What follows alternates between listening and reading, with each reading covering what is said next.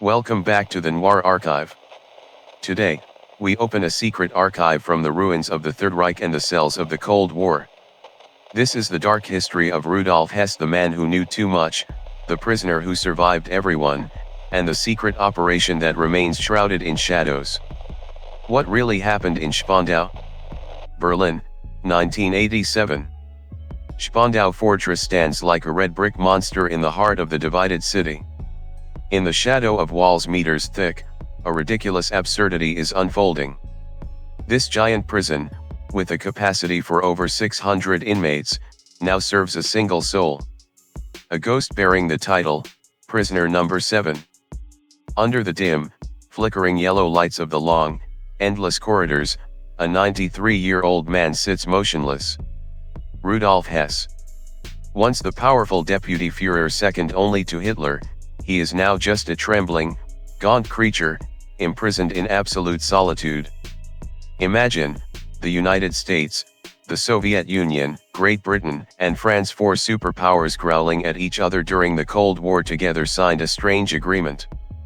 They take turns guarding an old man with one foot in the grave, spending millions of dollars every year just to ensure that this man is never free, and more importantly, never speaks. Why? Why does the world fear a man forgotten since half a century ago? What is Hess in this cruel political chessboard? A mental patient with peace delusions? A messenger betrayed by his own comrades and enemies? Or does he hold a dark secret, a horrific truth about World War II and the current world order, a kind of poison that could burn every crown and regime if it were exposed to the light? For 46 years, the ghost of Spandau chose silence.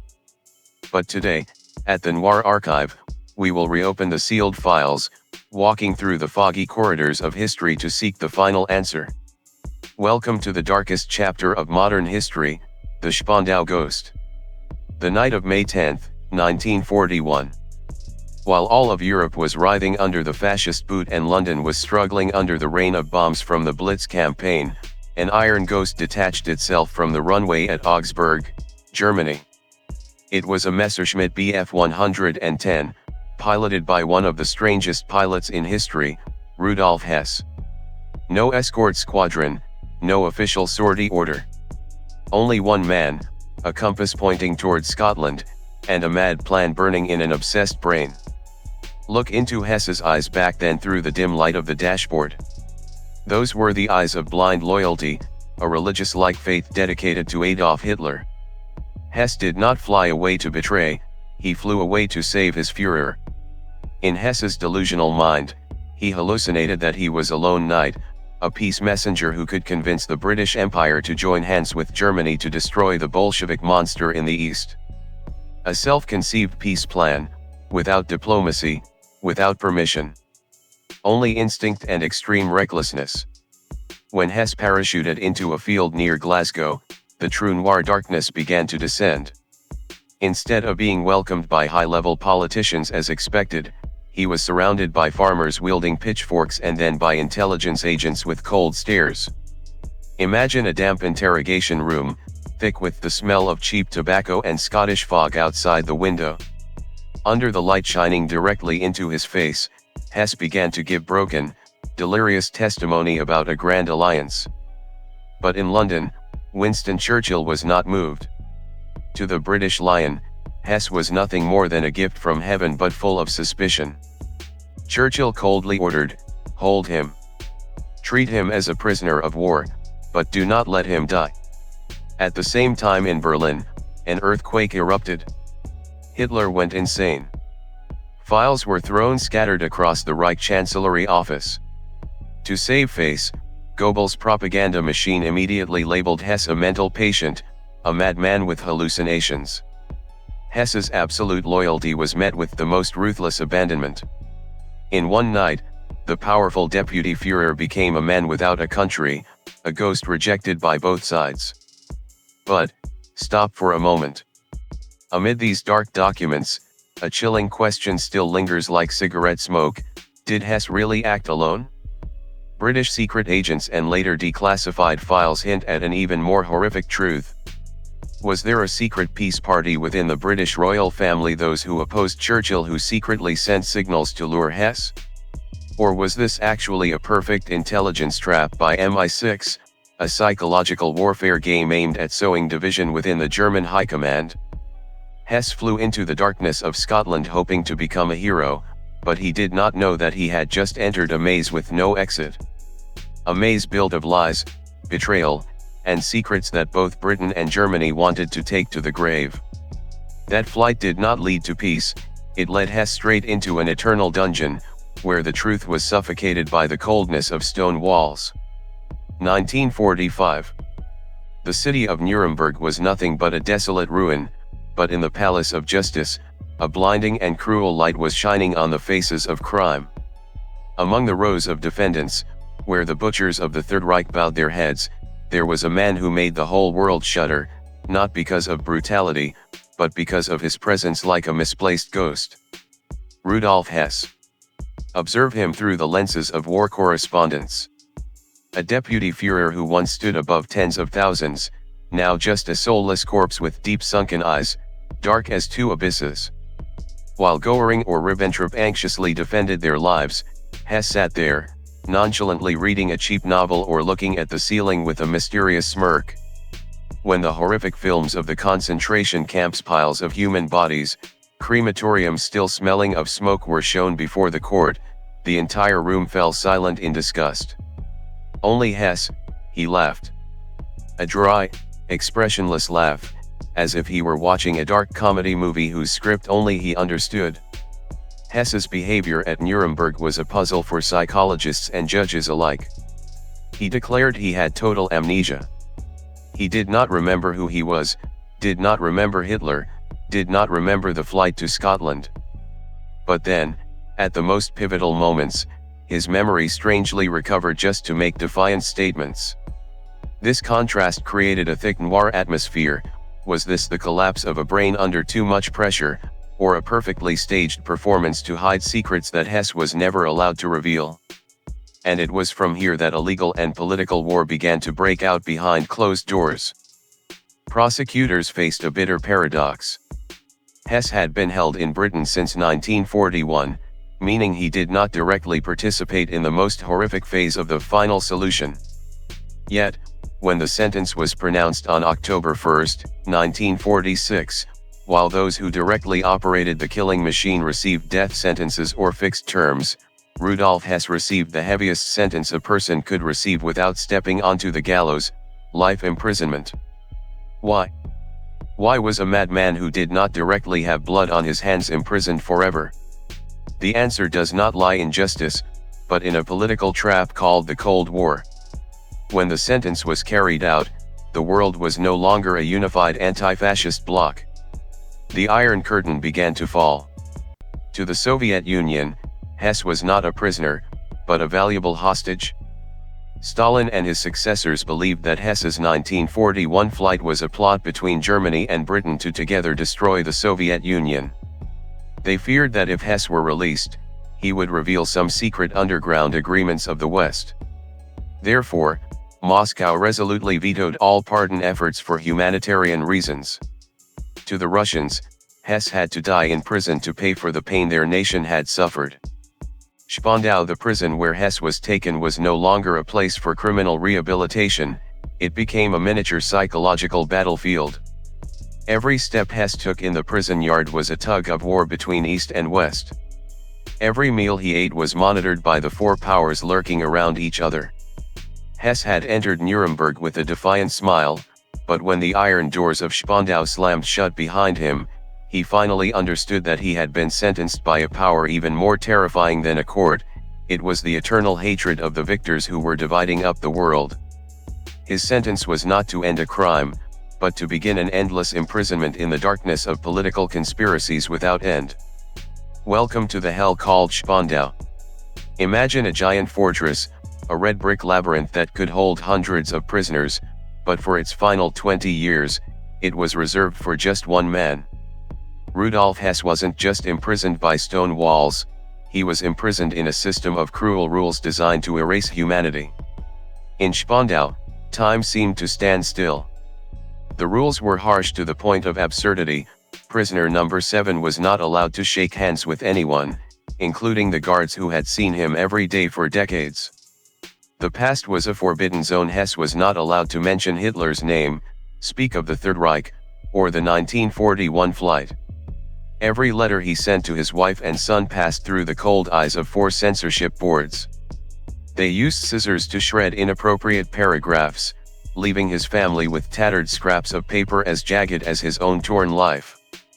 But amidst that coldness, a strange noir element emerged.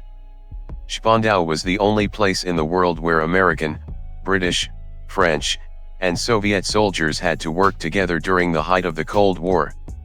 Every month, the management rotated. Hess learned to recognize the footsteps of each nation. The Americans brought pragmatism, the French sometimes a generous neglect, the British maintained a cold indifference, and the Russians, they were the embodiment of unyielding iron discipline. Yet, secret empathy began to sprout in the darkness.